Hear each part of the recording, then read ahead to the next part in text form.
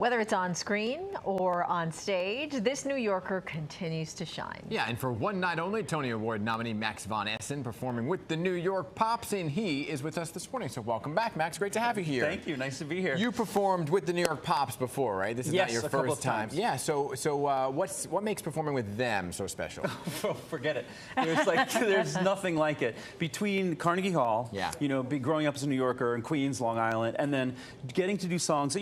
Some are new. Some are part of my, what I've performed before. But to step on stage, do with 78 of the best musicians in the world is like, it's almost impossible to explain, even to other musicians. It's just something next level, like you feel like you're flying. And the Pops is just one of the best orchestras in the world, and these musicians are unbelievable. It will be probably the greatest musical night of my life and career thus far. It's not exaggerating. And add to that, I mean, you've performed on so many different Broadway stages. Yeah.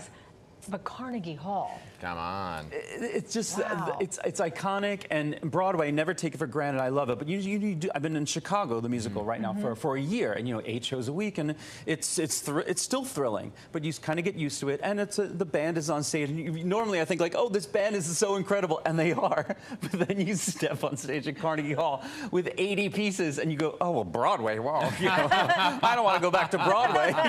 You really get spoiled because it is. But it is so special, and that's why you remember it and why it's such a unique experience, because you can't have that every day. Then that becomes the norm. Like, this is truly one of those things where, like, wow, this is unbelievable. Are the acoustics even different? Does it just resonate differently in there? Yes. I don't know how to explain it. It's just one of those places that, and thank goodness I have performed there a couple of times, because I remember the first time many years ago, walking out for the first time, and it is overwhelming. It's truly a space where you walk out and you just feel the history, the energy of the people who walked onto that stage, and so at least some of that is out of my system. I'll have just completely different nerves in their own way for this night, but that is out of my system, which is really good. I mean, we both hosted, or she accepted an award on that stage, but there's like just this majesty to that. You're right. It's like it's Broadway is Broadway. It's always going to be amazing, but that's why it's so amazing for you to get to be on that historic stage and the history there. You're a man of style too. So inquiring minds are wondering, what are you wearing? Oh gosh, that's a good question. I was considering sort of going to someone and be like, hey, can you build this? Can you dress me in this? But then I was like, you know what? I was afraid it might not work out exactly, and I had an idea of what I wanted. So I'm pulling from things that I have, and I've bought some new things. I'm wearing some Brooks Brothers, some Banana Republic, some Gucci. I'm just sort of putting a lot of different things together. In fact, I'm wearing 4 different tuxedos, and the other day my music director was like, 4? Are they going to start just laughing at you? Because as a guy, we don't usually change that much in the show. Women will wear many gowns. I was like, wow. I was like, this is my night at Carnegie Hall. Are you telling me I can't wear 4 different tuxedos? Yes. I want to. And, you do you, Max. Yes, I'm doing it. A lot of different cool looks. Some slim fit, a little white dinner jacket. I feel like I'm a bit of a throwback. It's a lot of American songbook, a lot of golden age of Broadway. So I also like to dress the part.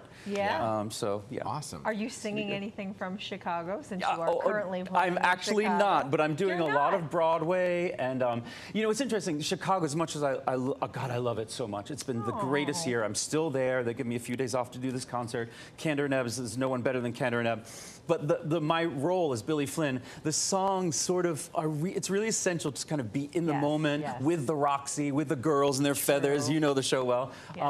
They don't stand out as well for me in a concert environment. So there's obviously not a shortage of incredible songs to pick for in a concert like this. So it's going to be quite a night. Yeah. Speaking of Chicago, by the way, we had Alyssa Milano here recently talking about her big debut. How has it been working alongside her? Oh, it's been incredible. And that's one thing that's wild about the show too. There's so much changeover, and people come in and out and from all various parts of the industry. And for her, with all this vast experience in television and film, this is her first Broadway show. Yeah. So it's really kind of fascinating to watch someone figure it out. The way I would be if I was suddenly, starring in a film or something. I've done a couple of things, but it would be overwhelming and new to me. So she's just constantly trying to learn, and she's a really wonderful actress and like so grounded in the moment. So new things happen that I just never expected as an actor in this show. You're finding new things because this person is coming in and challenging you in scenes in a new way that I haven't experienced before. And that's been happening all year because there's a lot of changeover. So it's been really good for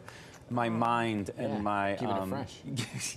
Yes. Well, Keeping it fresh. You two are a phenomenal performer. So a lot of folks are wondering what you're going to do next. But we've been hearing things about you hanging out in the theater lobby of Romeo and Juliet. Oh, and what is that all about? Are you trying to get into the show? Were you looking at my socials or something? No, I just know some people. Oh, you do? Oh my God. There's so many like teddy bears and things are incorporated into the show, and like it's so young and hip, this production of Romeo and Juliet.